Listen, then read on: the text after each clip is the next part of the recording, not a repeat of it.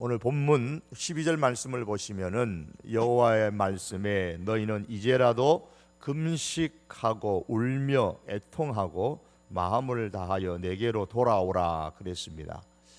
이 말씀을 좀 더 짧게 정리하면 이제라도 여호와께로 돌아오라 그렇게 할 수가 있습니다. 그래서 저는 오늘 말씀의 제목을 여호와께 초점을 맞추라라고 그렇게 정하면서 말씀을 전하기를 원합니다.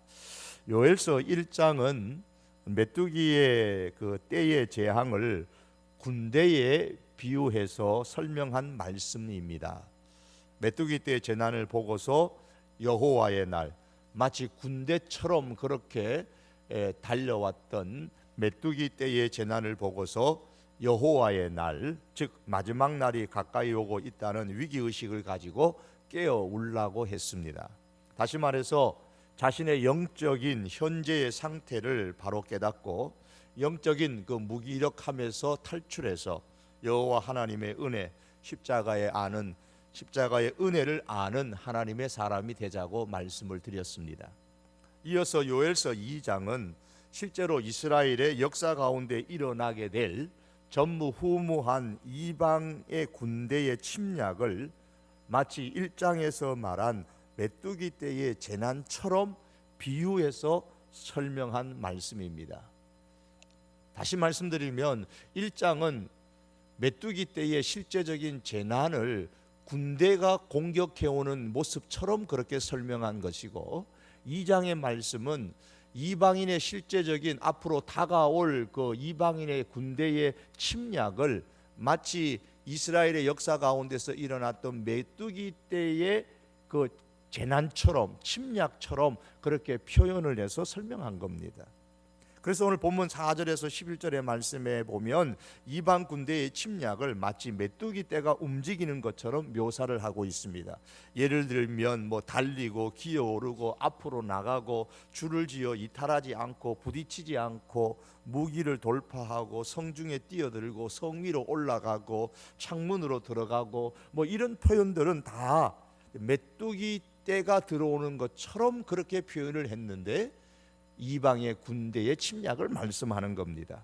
자, 이런 표현을 하다 보니까 2장도 메뚜기 때의 재앙이라고 보는 사람들도 있지만은 그렇지는 않습니다. 그럼 여기서 전무후무한 이스라엘에 대한 이방 군대의 침략은 그럼 역사적으로 어느 나라의 침략을 말하는가? 이것이 요엘서의 배경을 푸는 아주 중요한 열쇠가 됩니다. 이스라엘에 대한 이방 군대의 큰 침략은 크게 둘을 생각할 수 있습니다. 하나는 북이스라엘과 남쪽 유다를 멸망시켰던 아수르와 바벨론의 침략입니다. 그리고 또 다른 하나는 AD 70년에 일어난 로마의 침략입니다. 이방 군대의 침략이 아수르나 바벨론의 침략이라면 이 요엘서는 BC 한 800년경이나 700년경에 기록된 말씀으로서 다른 조건들과 이렇게 함께 이게 맞추어 본다면은 유다의 요아스 왕 초기가 아닐까 그렇게 봅니다. 반면에 이방 군대의 침략을 로마의 침략으로 본다면은 요엘서의 기록 연대는 대략 BC 한 400년경으로 그렇게 봅니다. 그렇다면 이때는 바벨론 포로에서 귀환한 이스라엘 시대를 말씀하고 있습니다. 그래서 학자들은 거의가 다 BC 800년경에서 BC 400년경에 그렇게 기록된 말씀이라고 범위를 아주 굉장히 넓게 잡고 있습니다. 그 기간을 주장하는 것은 학자들마다 다른 의견들을 갖고 있습니다. 어느 것이 더 신빙성이 있을까 살펴보는 중요한 단서로서 저는 개인적으로 예수님의 말씀을 중심으로 삼고 싶습니다. 마태복음 24장에 보면 예수님께서 헤롯 성전을 가리켜서 이 성전은 돌 하나도 돌 위에 남지 않고 다 무너지게 될 것이라고 말씀을 하셨습니다. 그러자 제자들이 놀라면서 어느 때에 성전이 무너지는 일이 있겠습니까? 주님이 임하심과 세상 끝에는 무슨 징조가 있겠습니까? 라고 질문을 합니다. 그때 예수님께서 마태복음 24장 21절에 보면 이는 그때에 큰 환란이 있겠습니다. 창세로부터 지금까지 이런 환란이 없었고 후에도 없으리라고 대답을 하셨습니다. 그런데 이 말씀, 이 예수님의 말씀은 요엘서 오늘 본문 2장 2절을 인용하신 말씀입니다. 오늘 2장 2절의 말씀에 보시면 곧 어둡고 깜깜한 날이요 짙은 구름이 덮인 날이라 새벽빛이 산 꼭대기에 덮인 것과 같으니 이는 많고 강한 백성이 이르렀습니다. 이와 같은 것이 옛날에도 없었고 이후에도 대대로 없으리로다 라는 이 요엘 선지자의 말씀을 예수님께서 마태복음 24장에서 인용하신 것이죠. 말세의 징조에 관한 말씀이에요.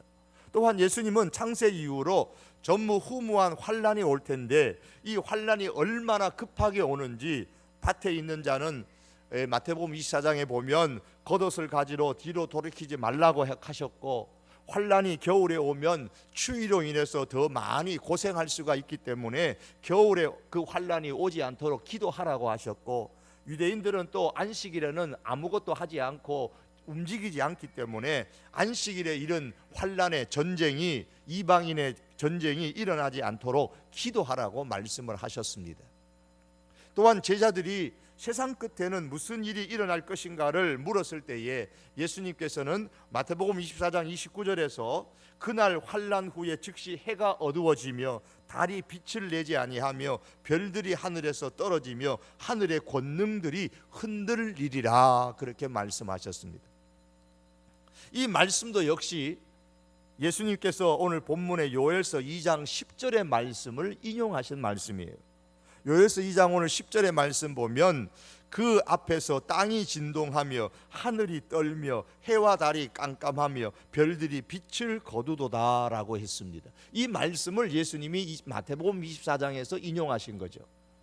그런데 예수님께서 요엘서 2장 2절이나 이 10절의 말씀을 인용하여 말씀하신 이 환란은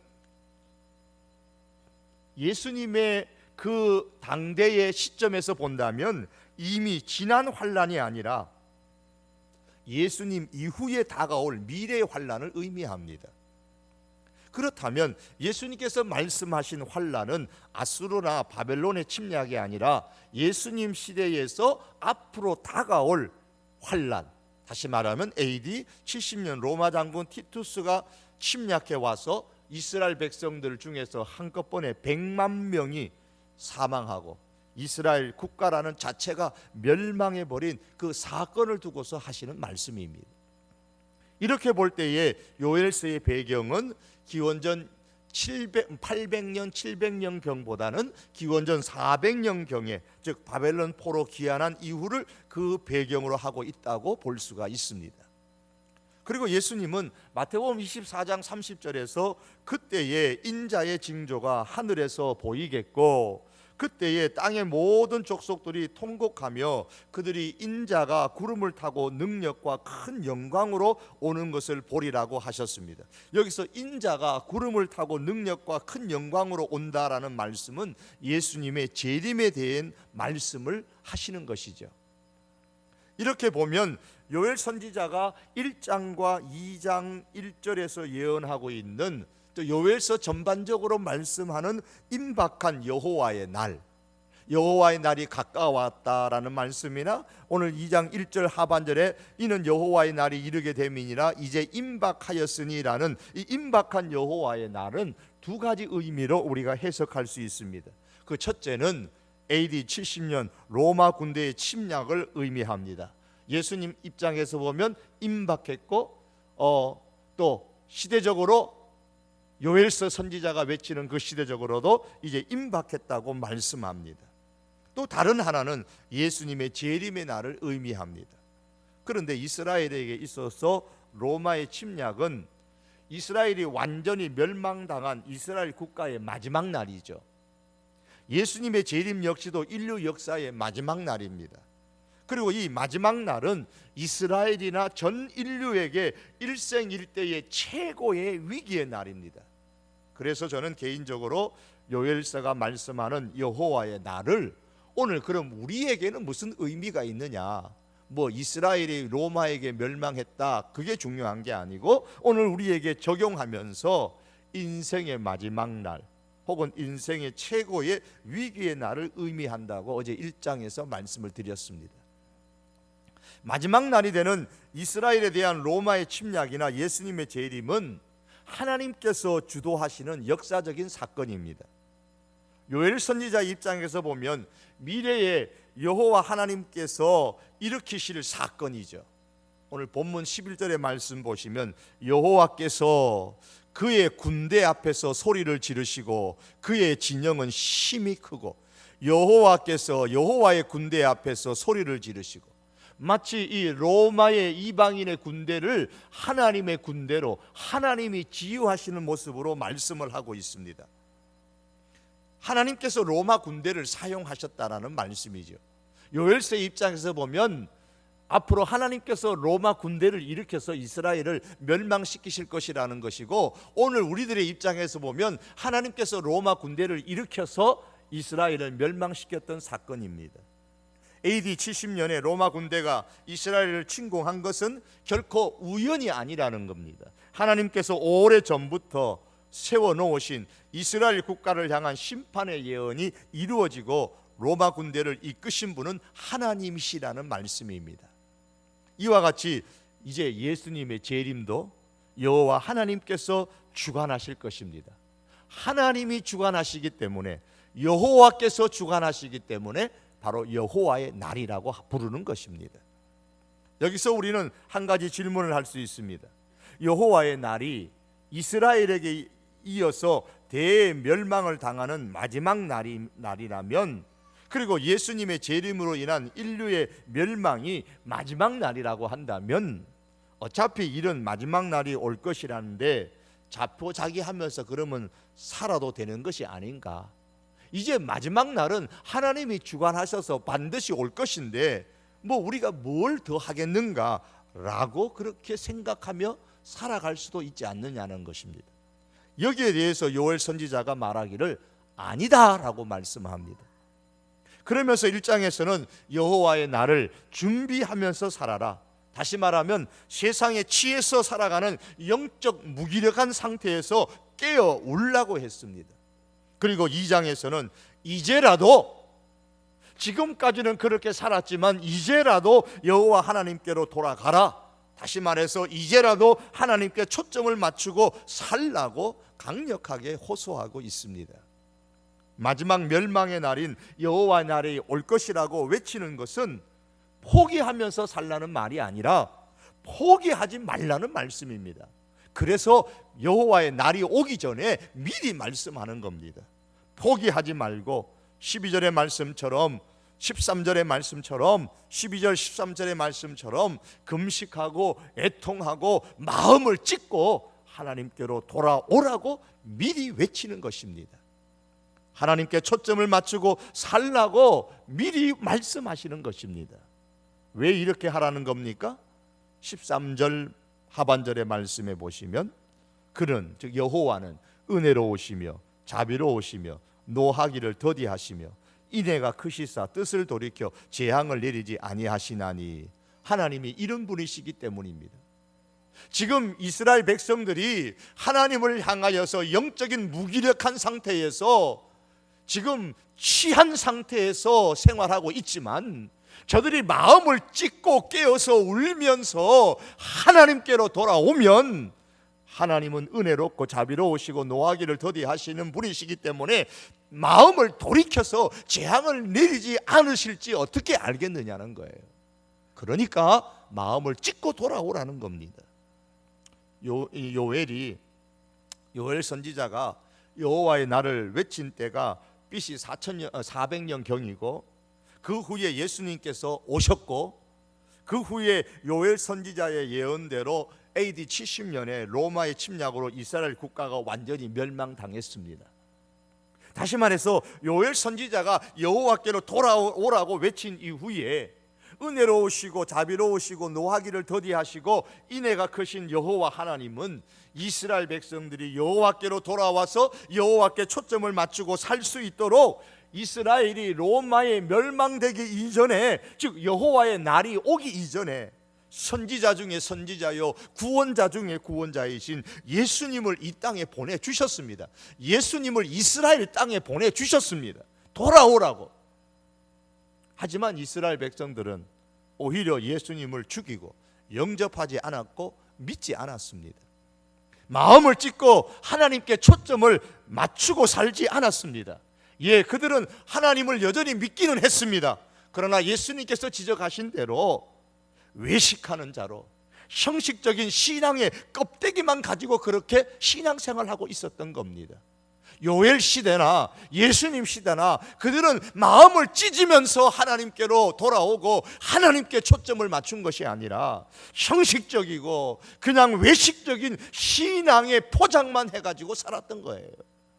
그러다가 마침내 결국 요엘 선지자의 예언대로 AD 70년 여호와의 날은 정확하게 도래했던 것입니다. 역사적인 이스라엘은 국가적으로 그때에 멸망을 당했고 그 후에 1000년 동안 여러분 우리가 아는 바대로 국가 없이 전 세계에 흩어져 살다가 시온주의를 부르짖으면서 오늘날의 이스라엘이 다시 회복된 것이죠. 로마에 멸망한 이후로 1000년 동안 전 세계에 흩어져서 그 백성들이 살 수밖에 없었던 겁니다. 로마 장군 티투스의 침공이 얼마나 극심했던지 요엘서 2장 3절의 말씀에 보시면은 불이 그들의 앞을 사르며 불꽃이 그들의 뒤를 태우니 그 전의 땅은 에덴 동산 같았는데 그 후의 땅은 황무한 들 같으니 피한 자가 없다 그랬습니다. 로마의 군대가 이렇게 움직여서 한순간에 이스라엘 백성의 그 침략으로 말미암아 100만 명이 죽게 됩니다. 그럼 이제 남은 여호와의 날은 무엇입니까? 여호와의 날은 두 가지로 설명했습니다. AD 70년에 로마 이방인의 이 로마의 침략, 또 하나는 예수님의 재림. 오늘 우리들의 입장에서 보면 이제 예언된 말씀 가운데 로마의 침략으로 이스라엘이 멸망당한 것은 성취된 사건이요, 우리에게 이제 남아있는 것은 예수님의 재림으로 인한 전 인류의 멸망만 남아있는 겁니다. 역사의 종말이지요. 요엘이 예언한 여호와의 날에 한 가지는 성취되었고 한 가지는 이제 남아있는 것입니다. 그런데 남아있는 이 여호와의 날, 예수님의 재림의 날, 인류 역사의 마지막 날은 이것은 이제는 이스라엘에게만 해당되는 것이 아니죠. AD 70년의 이스라엘의 멸망은 이스라엘에게만 해당되는 것이었지만은 예수님의 재림으로 인한 인류의 멸망은 오늘 우리들에게도 해당되는 말씀입니다. 그렇기 때문에 우리가 요엘서의 말씀에 귀를 기울여야 하고 1장에서 말씀드린 것처럼 들어야 하고 다음 세대에 또 다음 세대에 또 다음 세대에게 계속 말하여서 정신 차리게 해야 하는 겁니다. 그렇다면 이제 우리는 요엘 선지자가 2장에서 외치는 이 말씀처럼 이제라도 마음을 찢고, 다시 말해서 형식적으로 신앙의 포장만 하면서 신앙생활하지 말고 진심으로 오직 하나님께만 초점을 맞추고 살아야 합니다. 이게 오늘 이 시대의 우리의 과제입니다. 사랑하는 성도 여러분, 인생은 무엇에 초점을 맞추고 사느냐에 따라서 그 인생이 달라지는 법입니다. 오늘 요엘서의 본문 말씀은 하나님께 초점을 맞추어 살라고 말씀합니다. 본문에 의하면 하나님께 초점을 맞추고 사는 사람은 두 가지를 잘 해야 합니다. 하나는 신앙을, 내가 믿는, 내가 가진 이 신앙을 감추지 말고 드러내놓고 살아야 됩니다. 여러분, 신앙생활을 할 때에 자신 있게 드러내놓고 내 주변의 사람들에게 드러내놓고 우리 신앙생활 하십시다. 1절에 보면 시온에서 나팔을 불며 나의 거룩한 산에서 경고의 소리를 지르라 그랬습니다. 우리 성도는 은둔자가 아닙니다.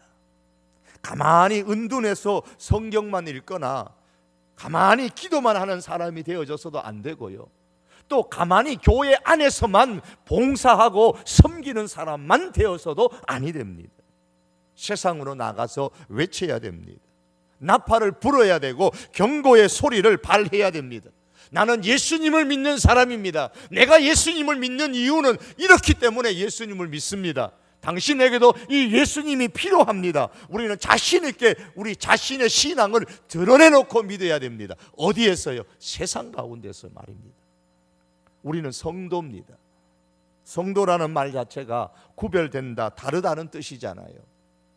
다른 것을 다르다고 떳떳하게 밝힐 수 있는 것이 믿음이고 믿음의 능력인 겁니다. 나는 다릅니다. 이걸 우리가 보여줄 수 있어야 합니다. 어디를 가든지 어디에 있든지 분명하게 나는 다른 사람입니다라는 것을 밝히고 살 수 있기를 바랍니다. 다르다는 게 특별한 것이 아닙니다.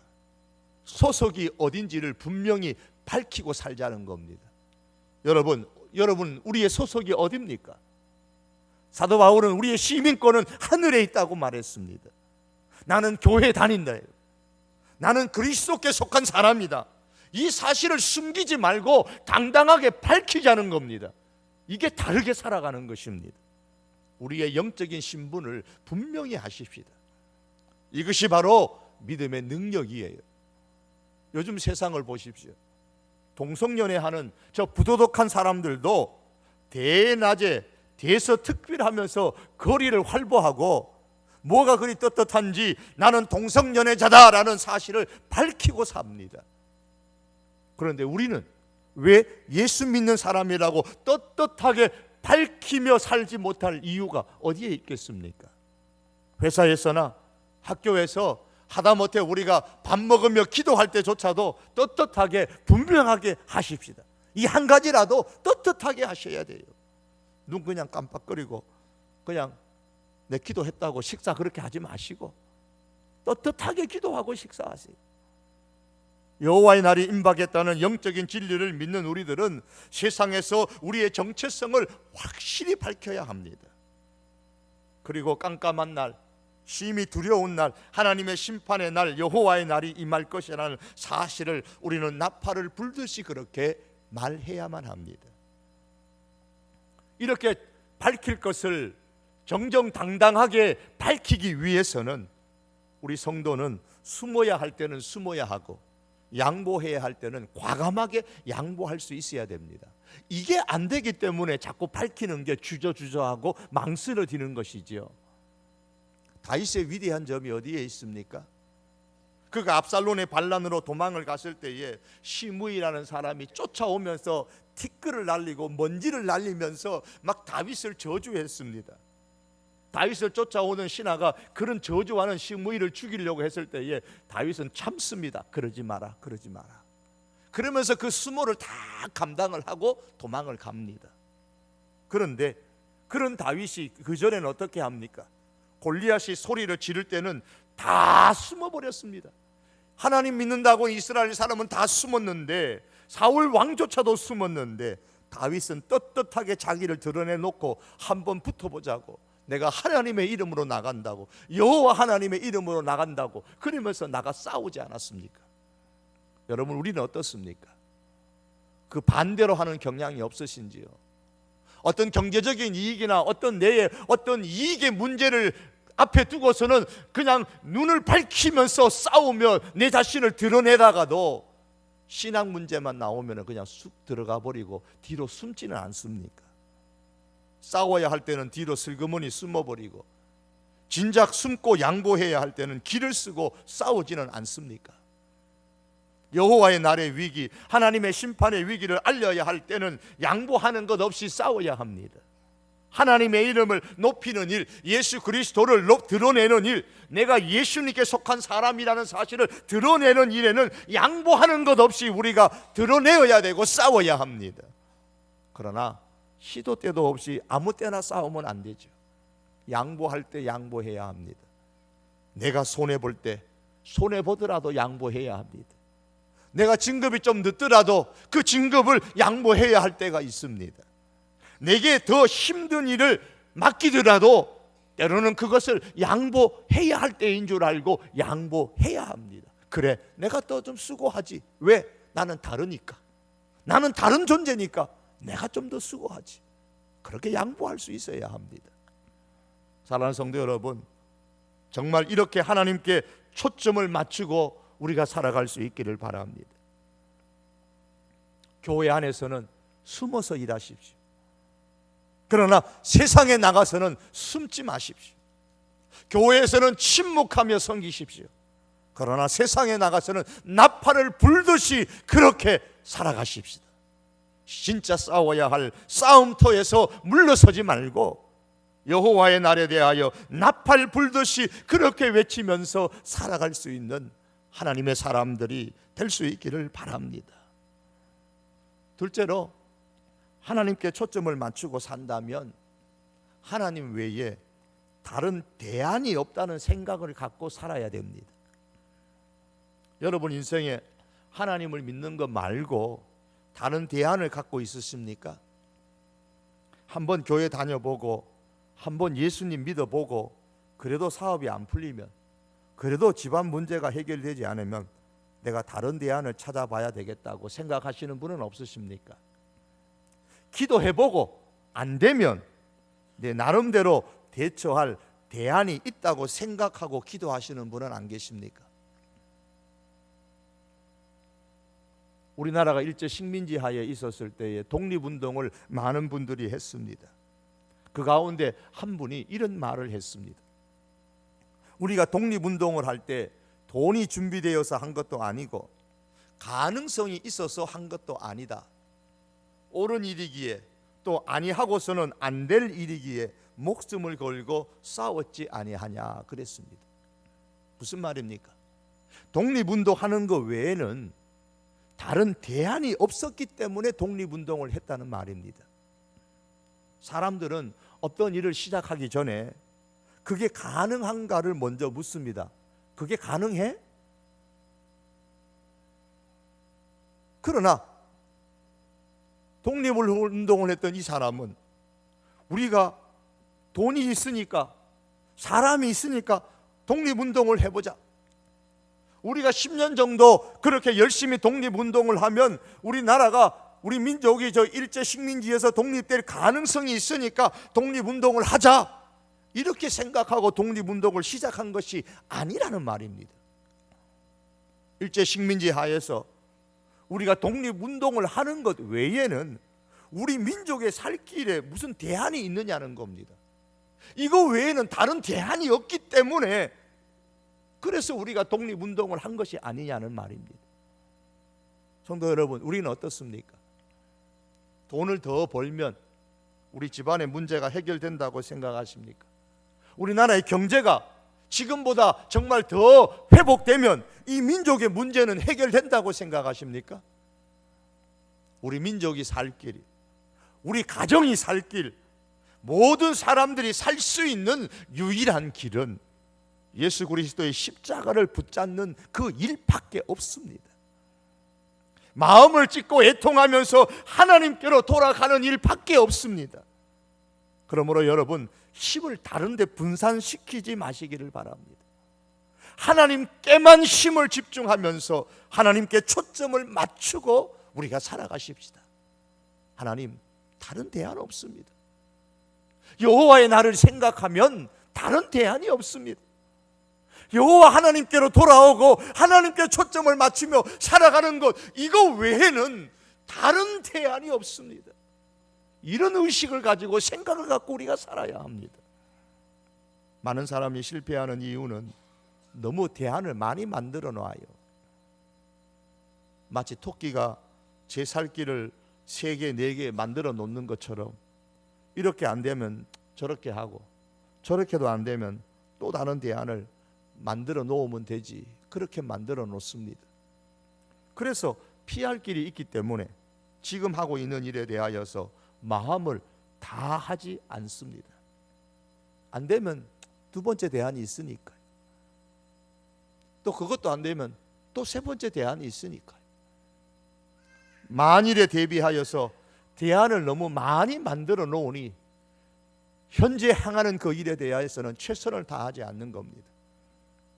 하지만 이 일 외에는 다른 대안이 없다고 생각하는 사람은 죽기 살기로 할 것입니다. 다른 대안이 없으니까요. 이 대안이 성공하지 못하면 나는 죽으니까요, 망하니까요. 여기에 목숨 걸고 하는 겁니다. 그래서 힘이 집중되는 것입니다. 강한 자의 특징이 뭘까요? 항상 이길 밖에 없다고 그렇게 생각하기 때문에 강해지는 겁니다. 이거 안 하면 망한다고 생각하기 때문에 강해지는 거예요. 기독교 역사 가운데 종교 개혁을 외쳤는데 종교 개혁의 가장 큰 특징 중에 하나가 그겁니다. 그들은 항상 그렇게 외쳤습니다. 솔라 피데, 오직 믿음이라 그랬어요. 오직 믿음, 다른 대안이 없어요. 오직 믿음 외에는 구원 얻을 다른 대안이 없다는 겁니다. 솔라 그라티아 그랬습니다. 오직 은혜 외에는 다른 대안이 없다 그랬습니다. 이것밖에 없다. 이것밖에 없다. 거기에서 힘이 나는 것입니다. 지금 요엘 선지자가 외치는 것이 바로 이런 심정입니다. 여호와의 날이 임박했는데 피할 가능성이 있느냐라고 묻습니다. 그리고 대답을 합니다. 없다. 없다. 여호와의 날이 임박했는데 임박한 여호와의 날이 오는데 피할 다른 대안이 없습니다. 2절 하반절에 보십시오. 하반절에 보면 이와 같은 것이 옛날에도 없었고 이후에도 대대에 없으리로다. 전무후무한 날입니다. 3절 하반절에 보면 그것을 피한 자가 없도다. 6절에 보시면 그 앞에서 백성들이 질리고 무리의 낯빛이 하얘졌도다. 11절에 보면 여호와의 날이 크고 심히 두렵도다. 당할 자가 누구이랴. 이 모든 말씀을 종합해 보면 다른 대안이 없다는 말씀이에요. 살 길은 오직 하나밖에 없다는 겁니다. 울며 애통하고 금식하고 마음을 찢으면서 마음을 다해서 형식적인 게 아니고 정말 마음을 다해서 하나님께로 돌아가고 하나님께로 집중하는 것 외에 다른 길이 없다는 겁니다. 다른 대안이 없다는 말씀이에요. 돌아오라고 하나님께서 여호와의 날이 오기 전에 예수님을 이 땅에 보내셨습니다. 하나님께로 돌아오는 이 길 외에는 이스라엘 백성에게 가능성이 없습니다. 이 길 외에 우리에게도 역시 마찬가지입니다. 가능성이 없습니다. 오직 유일한 대안은 여호와 하나님께로 돌아오는 것이고 여호와 하나님께 집중하는 것입니다. 그러므로 사랑하는 성도 여러분, 성도는 오직 내가 하나님께 초점을 맞추고 사는 것 외에는 다른 대안이 없습니다. 이런 의식과 생각을 가지고 신앙생활 할 수 있기를 바랍니다. 말씀을 맺겠습니다. 하나님께 초점을 맞추는 사람은 자기 신앙을 감추지 않고 당당하게 드러내고 삽니다. 오늘 이 시대에 우리의 신앙을 감추며 살아가는 사람들이 너무 많습니다. 세상에서 여러분 은둔자로 살지 마십시다. 나팔을 불듯이 호각을 불듯이 외치면서 예수 구원을 외쳐야 되고 나는 예수 믿는 사람이라는 사실을 외치면서 드러내면서 살 수 있기를 바랍니다. 예수 그리스도 밖에 있을 때는 깜깜하고 심히 무서운 날, 여호와의 날, 마지막 멸망의 날 온다는 사실을 우리가 외치면서 그 날을 대비하며 살도록 그렇게 말하면서 살아갈 수 있기를 원합니다. 또한 하나님께 초점을 맞추는 사람은 하나님 외에는 다른 대안이 없다는 이 생각을 가지고 살아야 합니다. 오직 마음을 다해서 하나님께로 돌아오는 것밖에는, 오직 마음을 다하여 하나님께 초점을 맞추고 사는 것 외에는 다른 대안이 없다는 의식을 가지고 살아가십시다. 돈 벌면 그게 대안이 되는가? 사업에 성공하면 그것이 대안이 되는가? 아닙니다. 자녀를 출세시키면 그것이 인생의 대안이 되느냐? 아닙니다. 여호와의 날이 복된 날이 되려면 그 날이 멸망의 날이 아니라 복된 날이 되고 축복의 날이 되려면 다른 대안이 없습니다. 우리가 여호와께로 마음을 찢고 돌아가고 여호와 하나님께 초점을 맞추고 사는 것밖에 없습니다. 이와 같은 하나님께 초점을 맞추며 살아가는 이 시대에 하나님의 사람들이 다 될 수 있기를 주님의 이름으로 축복합니다.